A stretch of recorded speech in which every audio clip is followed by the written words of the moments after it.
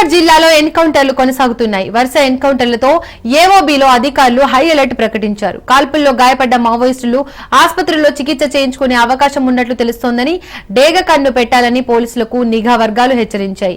ఇందులో భాగంగా ఏఓబీలో వాహనాల తనిఖీలు విస్తృతంగా కొనసాగుతున్నాయి. మరోవైపు భద్రతా బలగాలు కూంబింగ్ ముమ్మరం చేశాయి. బుధ గురువారాల్లో ఛత్తీస్గఢ్ లో వరుస ఎన్కౌంటర్లు జరగగా నంబాల కేశవరావు బృందం తుడిచిపెట్టుకుని పోయిందని పోలీసులు వెల్లడించారు. అదేవిధంగా జంగు నవీన్, సజ్జ నాగేశ్వరరావు కూడా హతమైనట్లు తెలిపారు.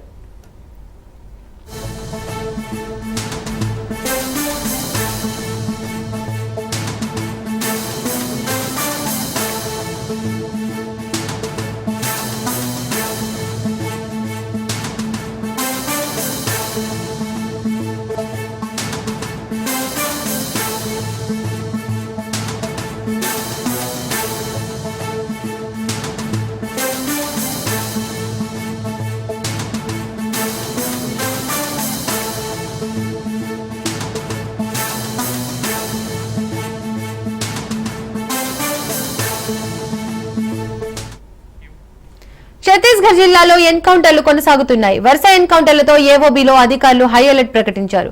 కాల్పుల్లో గాయపడ్డ మావోయిస్టులు ఆసుపత్రుల్లో చికిత్స చేయించుకునే అవకాశం ఉన్నట్లు తెలుస్తోందని డేగ కన్ను పెట్టాలని పోలీసులకు నిఘా వర్గాలు హెచ్చరించాయి.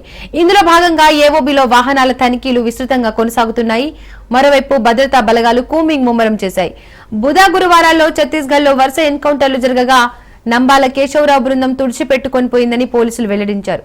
అదేవిధంగా జంగు నవీన్, సజ్జ నాగేశ్వరరావు కూడా హతమైనట్లు తెలిపారు. ఇక ఈ అంశానికి సంబంధించి మరిన్ని అప్డేట్స్ మా ప్రతినిధి సూర్యప్రకాష్ అందిస్తారు.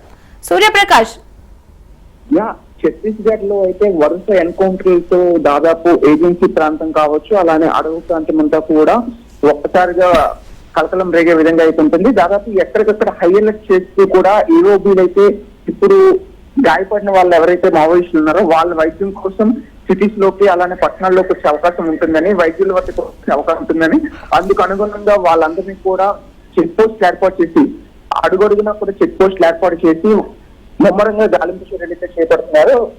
ఎవరైతే ఈ మావోయిస్టులు ఎన్కౌంటర్ లో తప్పించుకుంటూ పక్క నుండి వెళ్ళిపోయేటప్పుడు వాళ్ళకి చాలా మందికి గాయాలు తగిలిన ఇదైతే ఉంటుంది. ఆ గాయాలు తగిలిన తర్వాత హాస్పిటల్కి చేరడానికి కోసం అయితే వాళ్ళు వచ్చే అవకాశం ఉంటుంది విషయంతో అయితే పోలీసులు అయితే ఈ కుమ్మింగ్ చేస్తున్నారు. ముఖ్యంగా ఛత్తీస్గఢ్ పరిసర ప్రాంతాల్లో ఈ ఎన్కౌంటర్ల నేపథ్యంలో ఛత్తీస్గఢ్, ఒడిశా, అలానే ఆంధ్రప్రదేశ్, తెలంగాణ ఈ బార్డర్స్ లో ఎక్కడైతే వీళ్ళు ఎక్కువ సంచారం అయితే ఉంటుంటుంది, దానికి అనుగుణంగా ప్రస్తుతం ఈ ఎన్కౌంటర్లు ఎవరైతే చేస్తున్నారో, ఎన్కౌంటర్లు జరిగాయో వాళ్ళకి సంబంధించి మావోయిస్టులు ఎక్కడికైనా ముందుకు వచ్చే అవకాశం ఉంటుందని అయితే ఇప్పుడు ప్రస్తుతానికి అయితే వాళ్ళందరూ కూడా తనిఖీ చేయడానికి అయితే ప్రయత్నం చేస్తున్నారు. ఇదంతా అయితే అసలు మావోయిస్టుల ఎన్కౌంటర్లోనైతే ప్రజా సంఘాలు అలానే కొంతమంది ప్రజావాదులు అయితే మాత్రం వ్యతిరేకిస్తున్న పరిస్థితి కనిపిస్తుంది.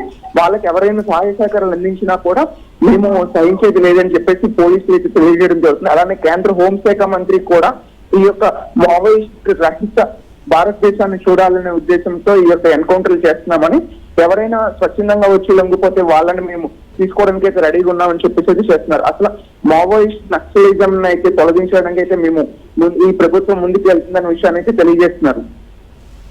Thank you Suryaprakash.